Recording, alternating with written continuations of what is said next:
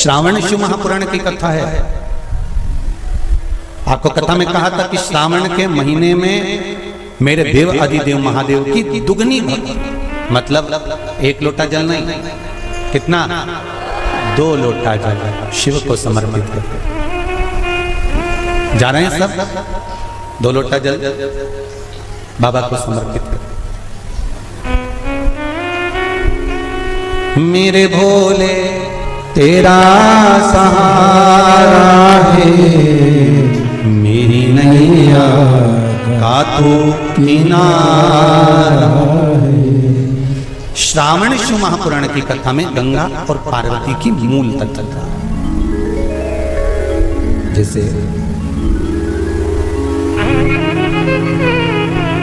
श्रावण का महीना आता है तो गंगा मैया और पार्वती मैया, ये दोनों सृष्टि के भार जब भगवान शंकर पर आ जाता है 4 महीने तक, जिसको हमारे यहाँ चतुर्मास कहा है, तो ये 4 महीना जब चतुर्मास का आता है तो सृष्टि का संपूर्ण भार मेरे देवादिदेव महादेव पर है। और देवादिदेव महादेव पर जब सृष्टि का भार आता है तो केवल अकेले महादेव इस भार को नहीं उठाता, इस भार को उठाने के लिए गंगा और माता पार्वती भी उनके नजदीक में आकर खड़ी हो गई।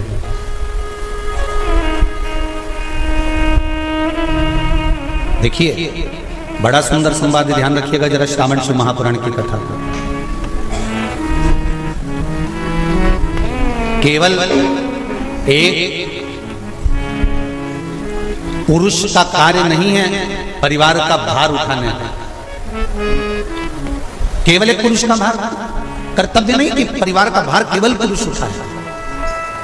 शिव महापुराण की कथा कहती है कि धर्म पत्नी जो होती है, जिसको धर्म की ध्वजा कहा जाता है, धर्म पत्नी जो होती है, ये पति के साथ मिलकर आधा भार अपने माथे पर लेकर चलती है, उसको धर्म पत्नी कहते हैं, जो भार तत्व को ग्रहण कर चलती है। केवल पति नहीं, केवल पति नहीं, धर्म पत्नी भी भार ग्रहण करना चाहिए। शंभु शरणे पड़ी मांगू घड़ी रे घड़ी, दुख काटो दया करी मैं दर्शन आपको, दया करी मैं दर्शन आपको। संपूर्ण भार पुरुष अपने ऊपर नहीं लेते, आधा भार धर्मपत्नी भी ग्रहण करते। वो भार कैसे कम होता है, जरा ध्यान देना कथा पर। पति दुकान पर जाकर, नौकरी पर जाकर, व्यापार करने पर जो कमा कर लाता है, उसका भार जो कमा कर लाया उसके माध्यम से धन से घर का थोड़ा भार कम हो जाता है। ये तो हुई कमाई से। अब शिव महापुराण की कथा कहती है कि पत्नी आधे भार को कैसे कम कर देते थे, तो कहा धर्म पत्नी आधे भार को ऐसे कम कर देती है कि वो घर में रहकर बच्चों का देख रेख कर कर, आए हुए अतिथिगण का सम्मान कर कर, भजन कर कर, कीर्तन कर कर, पुण्य कर कर, सत्कर्म कर कर, मंत्र जाप कर कर, नाम जाप कर कर, जो भगवत स्मरण में डूब कर जितना पुण्य अर्जित करती है धर्मपत्नी, उसमें से आधे से आधा पुण्य अपने पति के खाते में देती चली जाती है, उस भार को उठाने के लिए।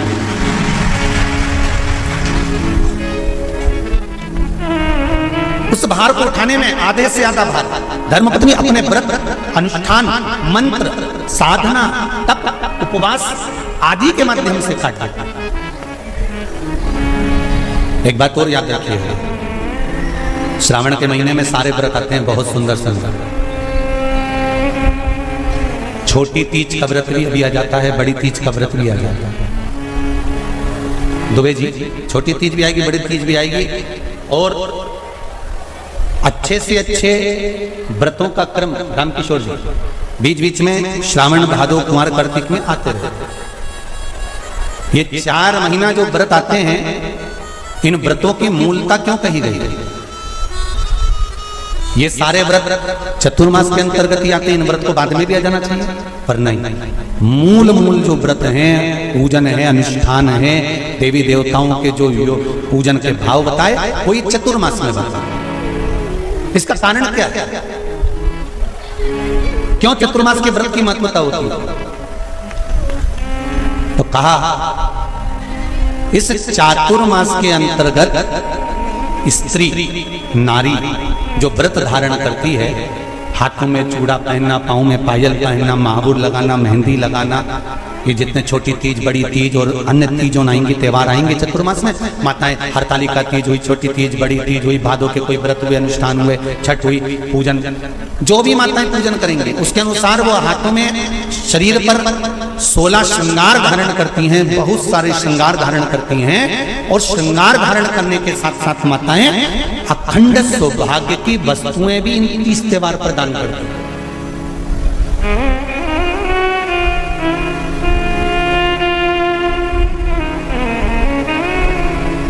जो अखंड सौभाग्य की सूचक है, जो अखंड सौभाग्य की वस्तुएं वो देने का प्रयास करते हैं, दान। क्यों जीजियो एक बात बताओ, जितने भी माताएं कथा सुन रही हैं और जितने फेसबुक यूट्यूब पर सुन रहे हैं और जितने आस्था चैनल पर सुन रहे हैं, श्रावण के महीने की श्रावण शिव महापुराण की कथा सुन रहे हैं, एक बात दिल से बताना, जितनी सौभाग्यवती माताएं होती हैं ये संक्रांति पर भी 13 चीजें दान करती हैं, 14 चीजें दान करती हैं। बीच में कोई 16 सोमवार का उद्यापन करेंगी तो भी सुहाग की सामग्री देंगी, उद्यापन करेंगी तो भी सुहाग की सामग्री देंगी, कोई कार्य करेंगी तो भी सौभाग्य की सामग्री देंगी। सौभाग्य की सामग्री का दान क्यों किया जाए? सौभाग्य सूचक वस्तुओं का दान क्यों किया जाए? सौभाग्य की वस्तुएं क्यों प्रदान करी जाती है, क्यों दी जाती है? उसका कारण क्या है?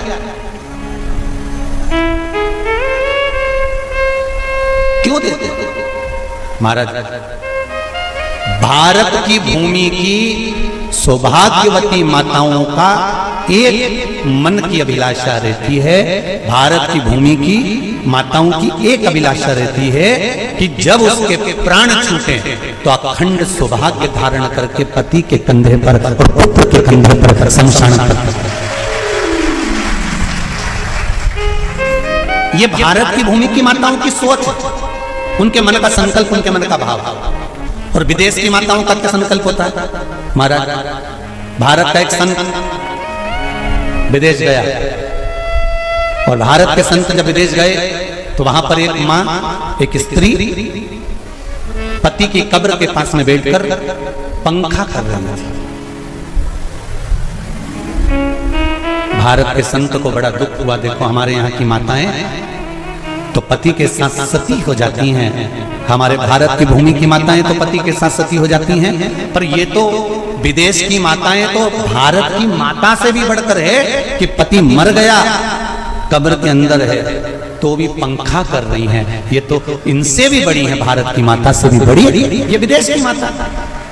तो भारत के संत से रहा नहीं गया और भारत के संत ने जाकर पूछ लिया विदेश की माता से, माँ जी एक बात बताओ, हमारे यहाँ पति के साथ पत्नी सती हो जाती है, वो प्रथम गिनती में आती है, पर तुम तो उससे भी बड़ी हो कि पति मर गया उसके बाद भी उसकी कब्र को पंखा कर रही हो। इतने में विदेश की माता ने कहा, मैं पति को पंखा नहीं कर रही, हमारे यहाँ नियम है जब तक पति की कब्र नहीं सूख जाए हम दूसरी शादी नहीं कर सकते, इसलिए पंखे से सुखा रहे, इसलिए पंखे से सुखा रही है। मेरे भारत की माताओं में और विदेश की माताओं में अंतर है सर। मेरे भारत की माताएं अखंड सौभाग्य की वस्तुएं धारण कर अपने आप को गौरवान्वित महसूस करती हैं और विदेश की माताएं ये सब वस्तुएं उतार कर गौरवान्वित महसूस करती हैं।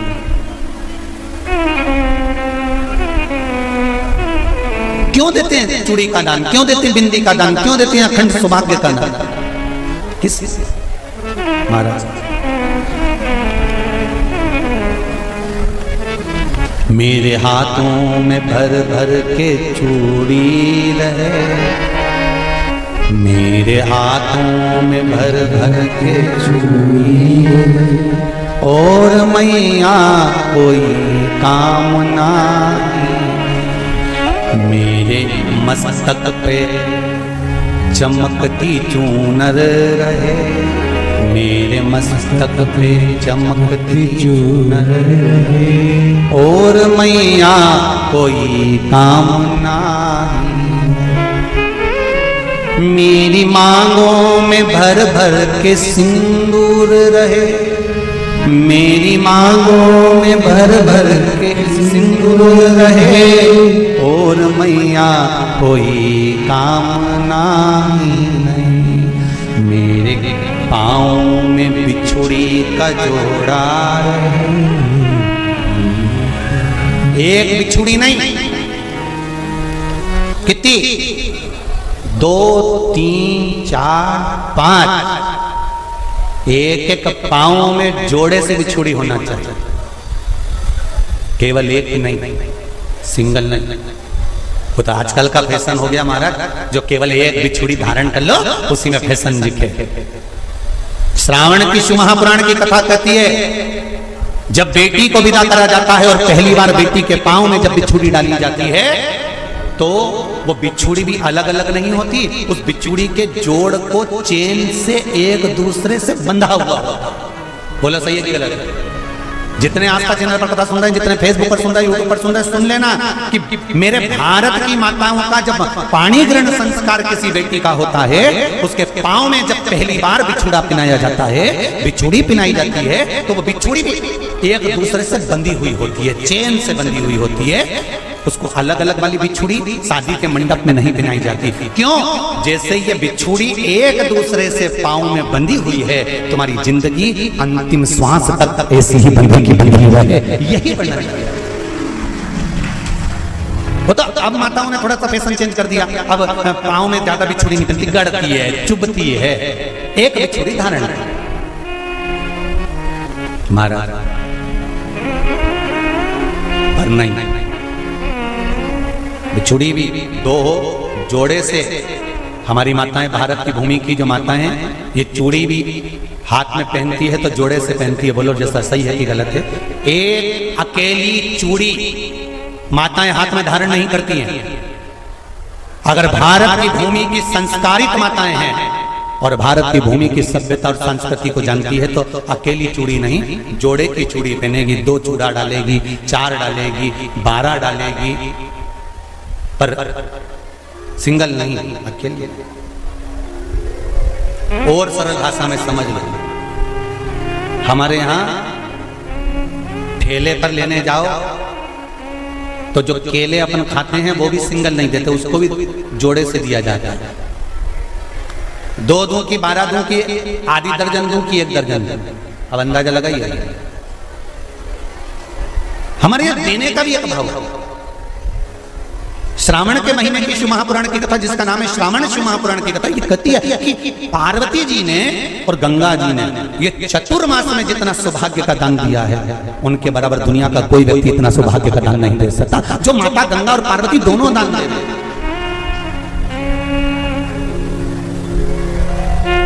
प्रतिदिन दे रहे।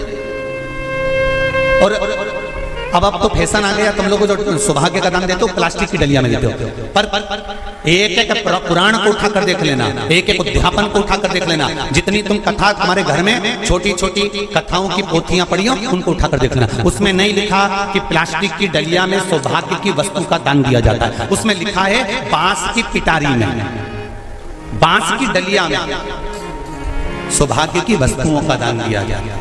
क्यों?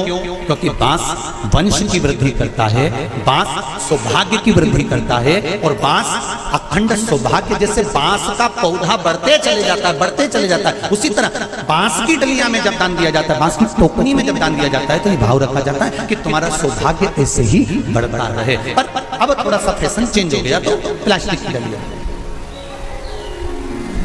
पर प्लास्टिक की नहीं महाराज।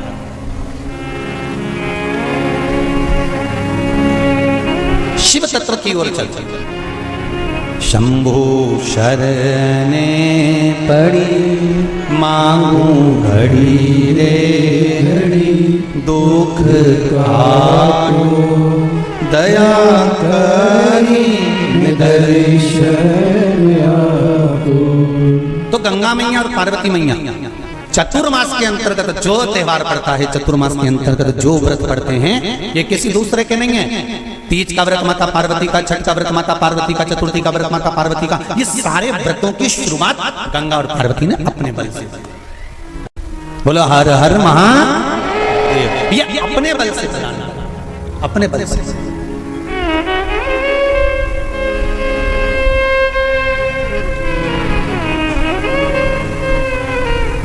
एक बार बाबा देवादिदेव महादेव भगवान शंकर भोलेनाथ नंदी को लेकर निकले।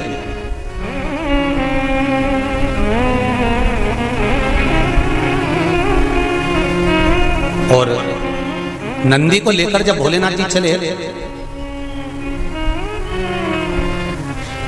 बीच मार्ग में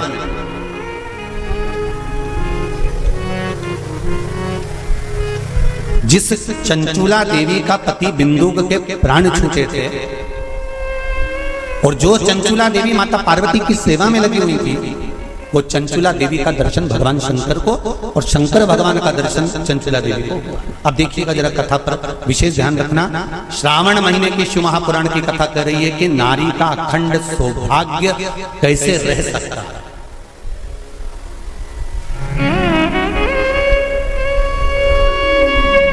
अपने घर के बच्चों को, अपने घर की बेटियों को, बेटों को, अपने घर की बहुओं को, अपने परिवार को कैसे एकजुट कर कर एक साधना में रखा जा सकता है, वो शिव महापुराण महाराज। बीच में चंचुला देवी दिखी, नंदी पर बैठे बाबा भोलेनाथ चल चल और आराम से देवादिदेव महादेव जा रहे थे। नंदी अलमस्त होकर चल रहे थे, हाथ में बाबा के त्रिशूल त्रिपुंड, मस्तक पर भस्म रमाए हुए, जटा जूट बांधे हुए, मस्तक पर सुंदर चंद्रमा है, और गंगा की धार बहते बहते देवादिदेव महादेव चंचुला के सामने आ गए। चंचुला वो जिसका पति बिंदु प्रेत योनि में पड़ा हुआ था और बेदव्य था, उस चंचुला ने धारण कर कर रखी थी, उसका पति जीवित नहीं था।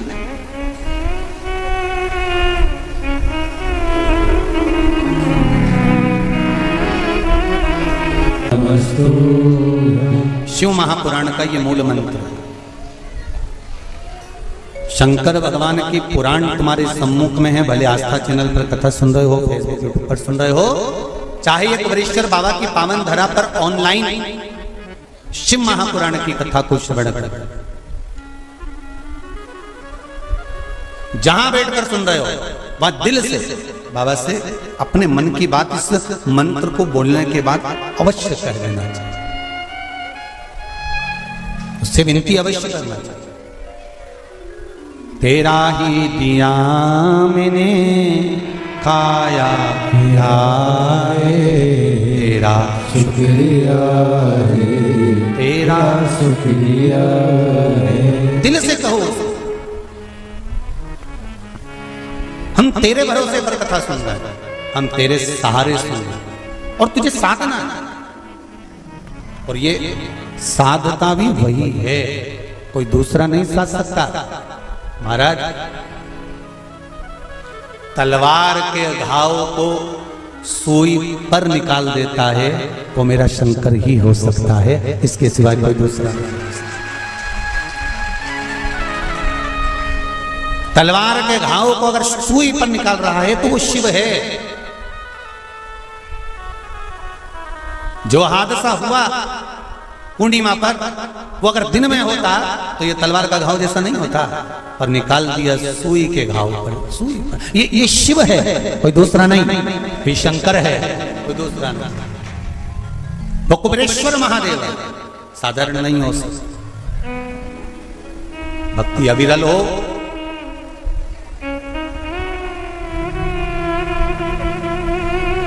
चारों तरफ लोगों ने कह दिया, कोई कहे 50 चले गए, कोई के 20 चले गए, कोई के 40 चले गए, कोई के ऐसा हो गया, कोई कहे वैसा हो गया, पर प्रकृति के आगे कुछ नहीं।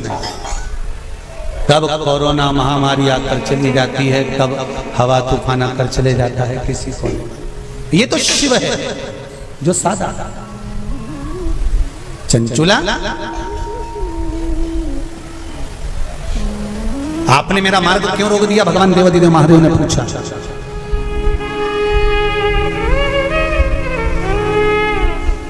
आपने मेरा मार्ग क्यों रोका? इस मार्ग को रोकने का कारण क्या? किस लिए रोका है? चंचुला देवी की आंख में जल भरा हुआ।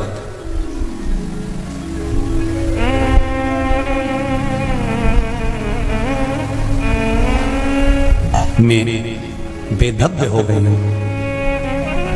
चंचुला देवी कहती हैं, मेरे पति के धाम को मुझे वापस जाना है।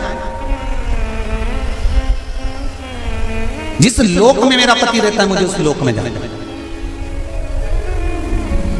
शंकर भगवान ने एक बात बड़ी सुंदर कही चंचुला देवी को, आपको मालूम है? चंचुला,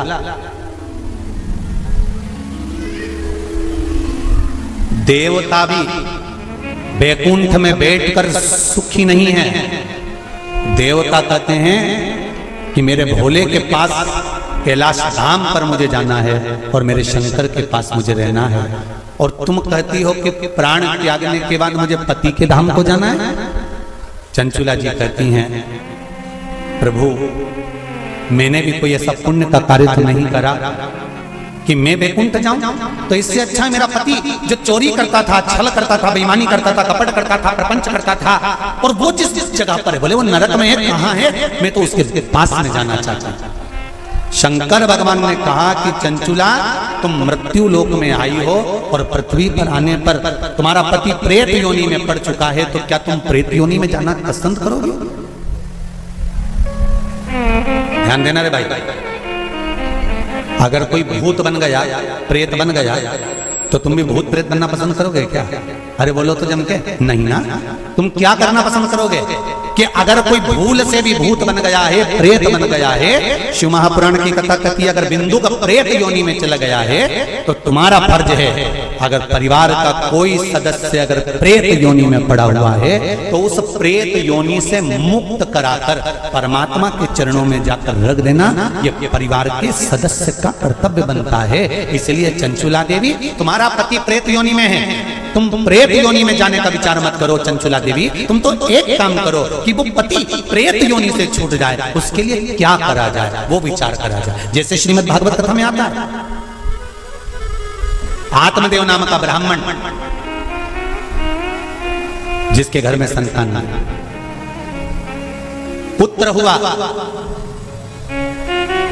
धुंधकारी नाम रखा सखी के घर से लेकर। धुंधकारी के प्राण छूटे, प्रेत योनि में चले गया।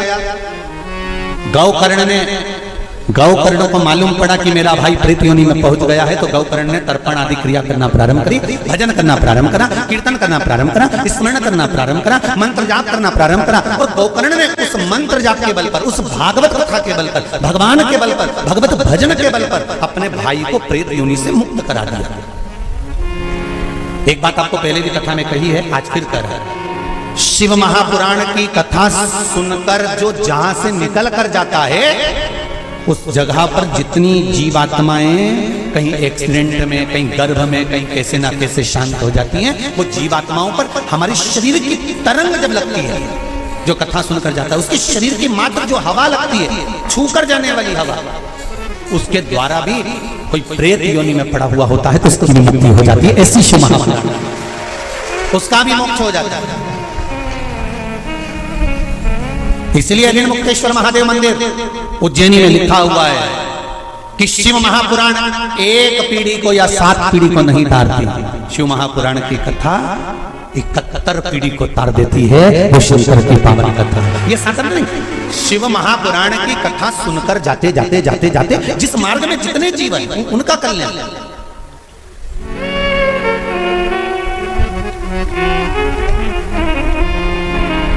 इतना तो करना स्वामी जब प्राण तन से मरना निश्चित है, प्राण छूटेंगे ये निश्चित है, कब छूटेंगे ये पक्का पता नहीं, किसकी कितनी उम्र है ये मालूम नहीं है। तो एक काम तो कर सकते हैं, भगवान से प्रार्थना तो कर सकते हैं कि बाबा ऐसी कृपा करना, ऐसी दया करना, मेरी ऐसी बुद्धि करना कि तेरा भजन करते हुए, तेरा दर्शन करते हुए, तेरा कीर्तन करते हुए, तेरा मंत्र जाप करते हुए मेरे प्राण छूट जाए। इतना तो करना स्वामी जब प्राण मन से निकले, गोविंद नाम लेकर जब प्राण मन से निकले। भगवान से इतनी प्रार्थना जरूर करना कि तेरे भजन करते करते, तेरा स्मरण करते करते, तेरा मंत्र जाप करते करते, तेरा कीर्तन करते करते, तेरी कथा श्रवण करते करते, दान पुण्य सत्कर्म करते करते, तीर्थ आदि करते करते, गंगा का स्नान, यमुना का स्नान, सरयू का स्नान करते करते, सारी पुरियों का स्नान करते, पूजन करते करते मेरे प्राण तीर्थ में समा जाए। इससे बढ़कर कोई सुख जीवन का नहीं हो सकता, इससे बढ़कर कोई आनंद नहीं हो सकता। पलंग पे मत पटक देना भोलेनाथ, कोई शरीर में ऐसा रोग मत दे देना कि बार बार बार बार बार बार शरीर को फाड़ा जा रहा है, काटा जा रहा है, बार बार। ये निकालो, जांच के लिए मुंबई पहुंचाओ, ये निकालो, जांच के लिए दिल्ली पहुंचाओ, ये निकालो, जांच के लिए पुणे पहुंचाओ, जांच के लिए चेन्नई पहुंचाओ। ऐसा शरीर मत कर देना कि शरीर को काट काट काट काट और पलंग पर पड़ा हुआ है, सड़ रहा है और जा नहीं रहा। बाबा इतनी कृपा कर देना, पलंग पर मत पटकना, चलते फिरते तेरा भजन करते करते तेरे धाम को चली जाऊं, इससे बढ़कर कोई सुख नहीं होगा। तेरे धाम को चली जाऊं, इससे बड़ा जाना निश्चित, पर तेरे भजन के बल।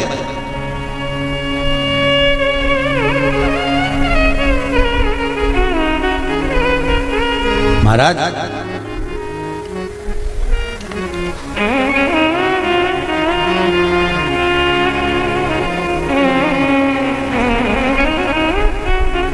चंचुला देवी से भगवान शंकर कह रहे हैं कि तुम कहती हो कि मेरे प्राण छूटकर मैं पति लोक में जाऊं, जहां पर मेरा पति रह रहा है।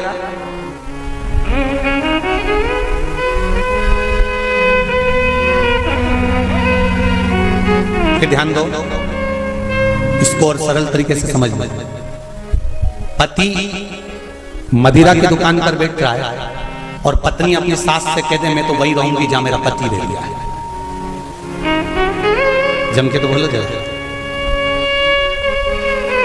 जहां मेरा पति रह रहा मैं तुम्हारा रहूंगा। पति मदिरा की दुकान पर बैठा है, मदिरा का नशा कर रहा है, तो क्या पत्नी माजा का नशा करेगी? अरे बोलो जम के, नहीं। शिव महापुराण का यह संवाद याद रखना, शंकर भगवान चंचला देवी से कह रहे हैं पति के लोक नहीं, पति अगर प्रेत योनि में पड़ा है तो उस योनि से छुड़ाकर शिव लोक में पति को लेकर आ और खुद भी शंकर की शरणागति ग्रहण कर ले। पत्नी धर्म पत्नी वो होती, धर्म पत्नी वो होती।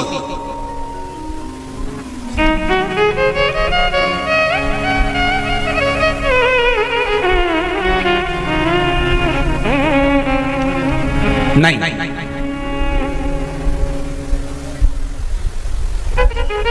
तुम अगर मदिरा की दुकान पर बैठोगे तो मैं भी बैठूंगा, तुम जुआ खेलोगे तो मैं भी खेलूंगी, तुम वैश्यावृत्ति करोगे तो मैं भी करूंगी।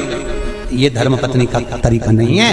धर्म पत्नी का तरीका है कि पति अगर मदिरा की दुकान पर बैठा है तो तू कुछ ऐसा कर्म कर जिसके बल पर तेरा पति मदिरा की दुकान छोड़ दे, वो अलग, मदिरा पीना ही छोड़ दे, वहां से छुड़ाकर अच्छे कर्म की ओर।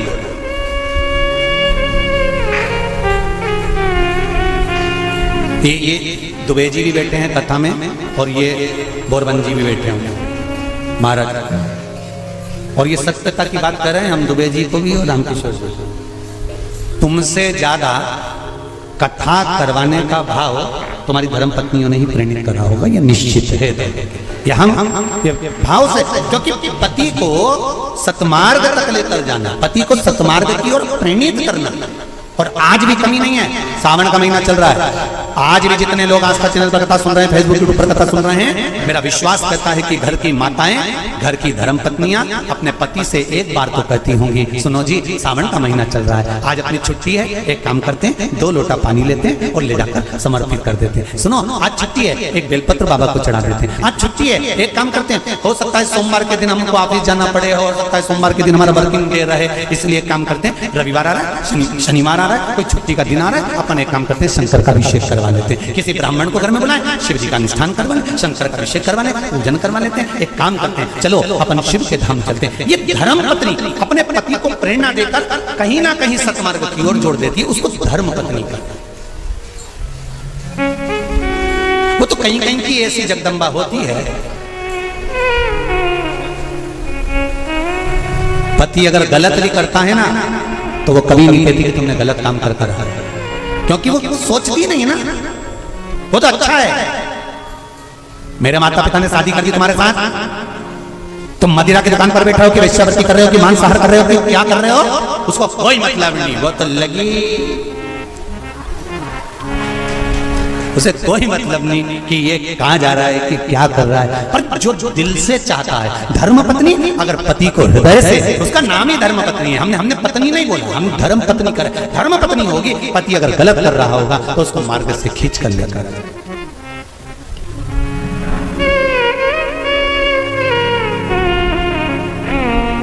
अब देखिए कितना सुंदर संवाद। चौसर खेल रहे थे पांडव चौसर खेल रहे थे।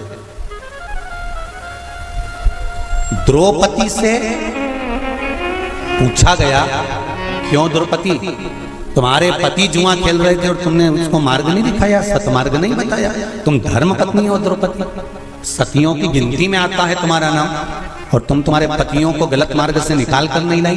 द्रौपदी कहने लगी, मुझे तो मालूम ही नहीं था। पहली बात तो ये कि मैं अंदर केस सुलझा रही थी, जब मेरे केश पकड़ कर खींच कर लाया गया और भरी सभा में लाकर खड़ा करा गया, तब मुझे मालूम पड़ा कि मेरे पति चौसर खेल रहे हैं, जुआ खेल रहे हैं, और मैंने हाथ जोड़कर निवेदन करा, तुम ये क्या कर रहे हो, तुम ये क्या कर रहे हो। आज भी नियम है महाराज, कोई मदिरा पान में डूबा है, कोई वेश्यावृत्ति में डूबा है, कोई मांसाहार में डूबा है, कोई गलत काम में जुए आदि में डूबा हुआ है, तुम छुड़ा कर रह गए कि मत जा, मत कर, तुम छुड़ा कर रह गए। तो शिव महापुराण का एक बड़ा सुंदर भाव वर्णन करा गया, बड़ा सुंदर महाराज। शमी के 5 पत्ते, बेलपत्री के 5 पत्ते, बेर के 5 पत्ते, क्या क्या चीज है जरा जम के बोलो।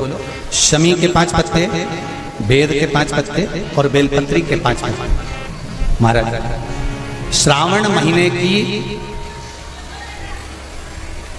दोनों अष्टमियों में से कोई भी अष्टमी, ये भी जरूरी नहीं है कि सोमवार की ही अष्टमी चाहिए, श्रावण महीने की दोनों अष्टमियों में से कोई भी अष्टमी को बेर के पत्ते पर लाल चंदन, बेलपत्री के पत्ते पर पीला चंदन, शमी के पत्र पर केवल कोई चंदन लगाने की जरूरत नहीं, सादा केवल एकदम कुछ भी उसमें लगाकर नहीं, सिंपल पहले लाल चंदन वाले पत्ते, फिर बेलपत्री के पत्ते, फिर शमी के पत्ते शिवलिंग के ऊपर समर्पित कर कर उसको उठाकर वापस लाकर बेलपत्री के पेड़ के नीचे ही 1 लोटा जल समर्पित कर कर पहले पत्ते चढ़ा देंगे, फिर लोटा भर जल समर्पित कर देंगे।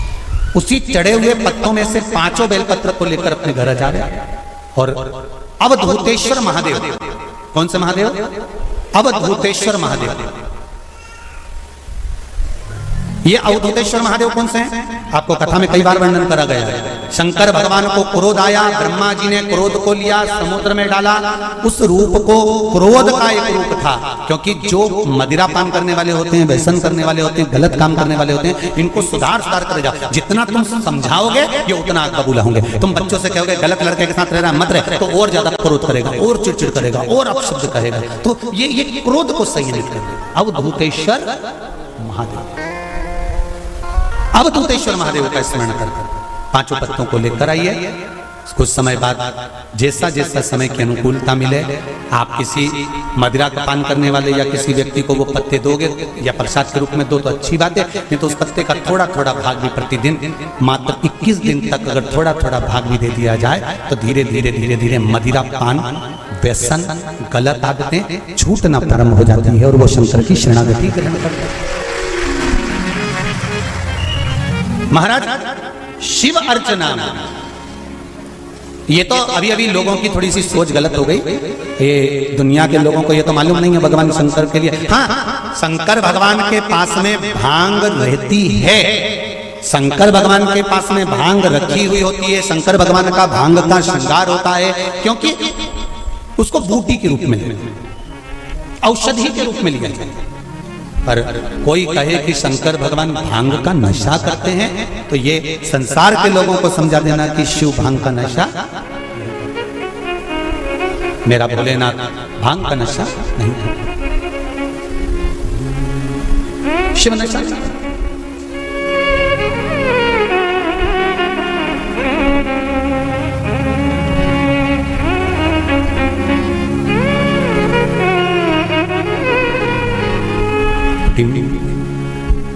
महाराज शिव भांग का नशा, शंकर औघड़ी,